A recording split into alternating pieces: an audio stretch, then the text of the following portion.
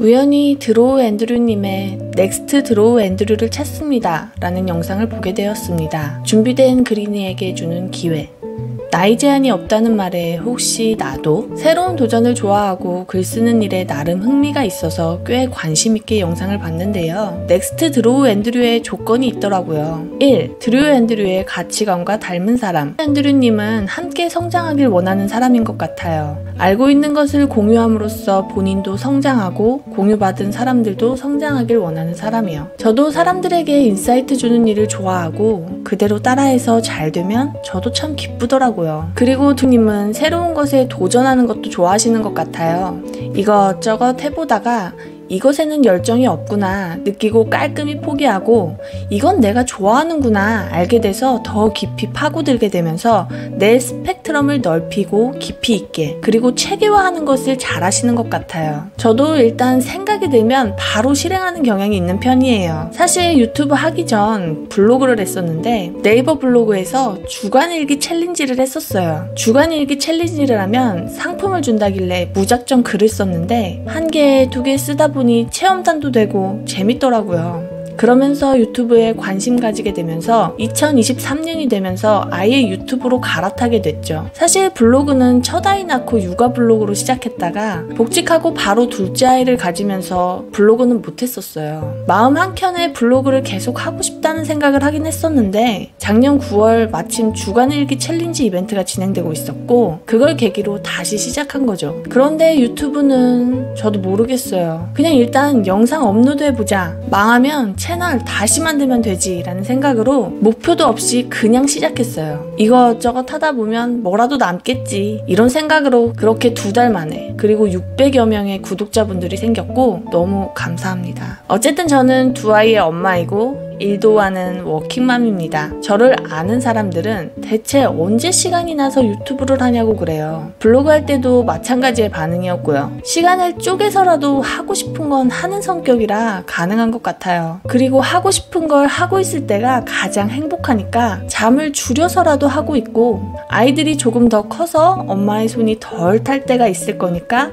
그때를 기다리며 집안일과 육아 일과 유튜브를 병행하고 있는 거죠. 제가 20대 때는 2000년대 후반과 2010년대 초였는데 그때는 공무원 열풍이 엄청 불었어요. 노량진이 바글바글 하던 시대예요. 그때는 사회에 세뇌당했던 것 같아요. 나도 공무원을 하지 않으면 취업도 못하고 돈도 못 벌고 결혼도 못할 거다 이런 생각이요. 좋아하는 일로 행복하게 지내자. 이건 앤드류님이 계속해서 영상에서 전달하고자 하는 메시지인데요. 사실 저도 마음에는 그런 것들이 있었어요. 시대 핑계를 대면 자청님과 같은 경우는 저와 비슷한 시기에 사업을 시작하셔서 지금 대성공을 이루었기 때문에 완전 시대 핑계를 대지는 못하겠지만 저는 그때 사업은 엄두도 못 냈고 회사 취직 말고 다른 법으로 돈을 벌 수 있다는 생각은 단 1도 해본 적이 없어요. 그래서 공무원을 선택했고 지금은 공직의 길을 걷고 있지만 그리고 결혼도 하고 아이를 낳고 평화롭고 안정적인 삶을 살고 있지만 사실 이 일은 제가 좋아서 선택한 직업도 아니어서 다른 일로 내가 좋아하는 생산적인 일을 해보자 해서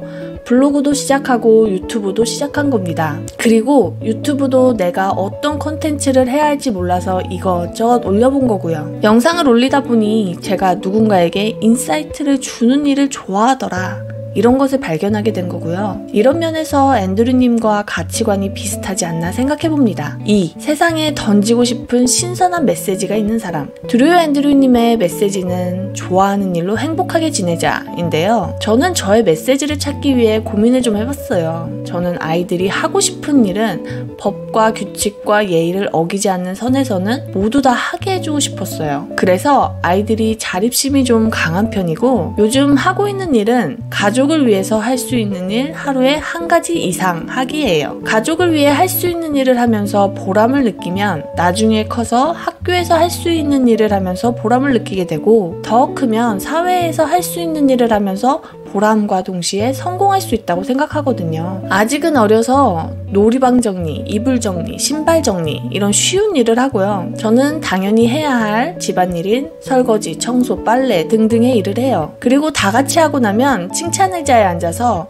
가족을 위해서 무엇을 했는지 이야기하고 서로서로 칭찬을 해줘요. 처음에는 제가 자리를 마련해서 서로 뭘 해서 어땠는지 뭐 이런 나누는 시간을 가졌는데 제가 잊어버린 날은 첫째 딸이 와서 엄마 칭찬 시간 해야지 이러더라고요. 사실 아이에게도 도움이 되지만 퇴근하고 돌아와서 아이들 뒤치다꺼리 하면서 저녁 시간에 스트레스 받으면서 보냈던 지난날보다는 훨씬 나아졌어요. 아이들이 조금 커서 그런 것도 있지만 너무 힘들게 아이 키우면서 일하는 워킹맘들에게 힘들이지 않고 육아, 살림, 일을 병행하는 법을 알려주고 싶습니다. 그리고 자녀에게 너무 올인하지 않고 저는 따로 저만의 시간을 가지면서 스트레스도 풀고 제가 하고 싶은 일을 하면서 보내는데요. 일주일에 한 번 보드게임 동호회에 나가서 보드게임을 즐기고 있고 틈틈이 시간 날 때 유튜브 영상 제작을 합니다. 두 가지 모두 저에게 지금 스트레스를 풀게 해주고 행복을 가져다주는 일이어서 하고 있어요. 워킹맘들은 하고 싶은 일이 있지만 시간이 없어서 못하시는 분들 많을 거예요. 7살, 5살 아이 엄마인 저도 합니다. 사실 더 어릴 때부터 했어요. 보드게임 동호회는 둘째가 2살부터 나가기 시작했어요. 산후우울증으로 힘들어하다가 극복해보려고 시작했는데 벌써 3년이 다 돼가네요. 아이 낳고 내 삶을 잃어버리고 그냥 주어진 삶을 살아내기 급급한 워킹맘 동지 여러분이 지금 현재 본인이 처한 상황에서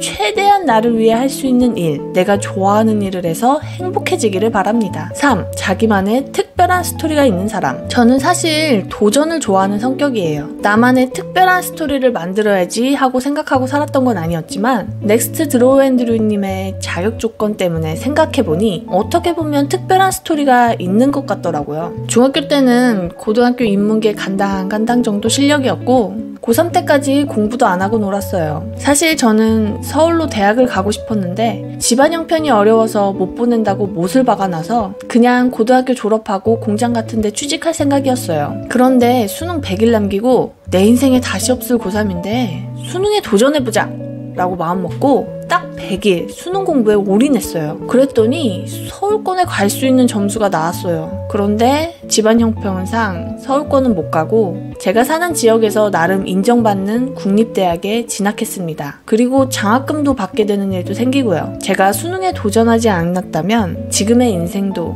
지금의 남편도 아니었겠죠. 그리고 졸업 시즌 정도에 친구가 워킹홀리데이를 같이 가자고 했는데 사실 저도 겁이 났죠. 한 번도 외국에 안 나가봤으니까요. 그래도 비자 받고 여권 만들고 돈 모으고 준비를 착착착 해나가고 있었는데 그 친구가 갑자기 먼저 가 있으면 따라온다고 하는 거예요. 그래서 100만 원 들고 무작정 시드니로 가서 센트럴 스테이션 찾아갔고 거기에 있는 백팩 찾아갔고 백팩에서 머무는 일주일 동안 일을 구했고 일을 하면서 번 돈으로 여행도 하면서 지냈습니다. 결국 친구는 오지 않았어요. 그래도 그 1년은 저에게 참 소중한 경험이었어요. 사기당할 뻔한 일도 있었는데 사기당할 돈이 없어서 사기를 안 당했던, 못 당했던 경험도 있고 다양한 사람들을 만나니까 사람 보는 눈도 생겼죠. 도전하면 뭔가가 남습니다. 그리고 집에 돌아와서 취직하려고 보니 취업난이 너무 심했기 때문에 저는 공무원에 도전했습니다. 이것도 사실 썰이 있는데 구급 공무원 시험은 5과목 20문제씩 100문제를 100분을 풀어야 돼요. 이걸 먼저 알았다면 저는 공무원 학원에 등록하지 않았을 거예요. 그런데 공무원을 해야겠다 마음 먹고 바로 아버지께 말씀드리고 집안 형편이 안 좋은데도 불구하고 딱 1년만 도와달라고 했죠. 그래서 학원비 40만 원과 교재비 20만 원 이렇게 60만 원. 그 당시 저희 형편에 정말 거금을 어렵게 마련해서 주셨어요. 학원 다니면서 공부하다가 100문제를 100분에? 이게 가능한 일인가? 너무 놀라서 그만두고 싶었는데 아버지가 어렵게 마련한 돈으로 제가 하고 싶은 일에 투자를 해주셨는데 차마 그만둔다고 말을 못하겠는 거죠. 이왕 이렇게 된 거 최선을 다해서 공부하자. 100문제 100분에 풀 수 있는 일이 가능하니까 시험 준비한 사람 이렇게 많고 내년 합격자가 나오는 거겠지. 누군가가 할 수 있으면 내가 왜 못해? 라는 생각으로 눈 딱 감고 정말 고3 때보다 더 열심히 했던 것 같아요. 다시 돌아가라고 하면 고3은 돌아갈 수 있지만 공시생 때는 때려 죽여도 못 돌아가요. 완전 공부 기계처럼 공부했거든요. 어쨌든 전 도전을 했고 도전은 항상 좋은 결과로 이어지는 저만의 스토리가 있습니다. 그 도전이 설령 다른 사람이 봤을 때는 실패로 보일지라도 저에게는 남는 게 다 있었거든요. 4. 자기의 생각을 글로 쓰고 말할 수 있는 사람. 이건 이 영상이 제작됐다는 걸로 증명될 수 있을 것 같아요. 블로그는 사실 실패했지만 블로그에 1일 1포스팅을 하면서 글 실력이 올라갔거든요. 모든 도전에 성공과 실패는 있지만 나에게 도움되지 않는 도전은 없다고 생각해요. 뭐든 나의 어떤 부분이든 디벨롭을 시켜주고 그것이 나중에 다른 일을 할 때 도움이 될 수 있는 기회가 생기기 때문이에요. 그래서 저는 예전에 그거 배울 기회 있었는데 배워놓을 걸 하는 후회하기 싫어서 뭔가 배울 기회가 있으면 생각 없이 일단 배우고 봅니다. 그것이 나중에 어떤 기회로 다가올지 모르기 때문이죠. 20대 때는 돈이 없어서 30대 때는 시간이 없어서 적극적으로 무언가를 배우지는 못했지만 배움의 기회가 생겼을 때는 주저하지 않고 배웠어요. 앞으로 돈도 있고 아이들이 크면 시간도 생기기 때문에 적극적으로 자기 개발을 할 생각입니다. 이 정도면 자기의 생각을 글로 쓰고 말할 수 있는 사람인 게 증명되겠죠? 5. 드루 앤드류와의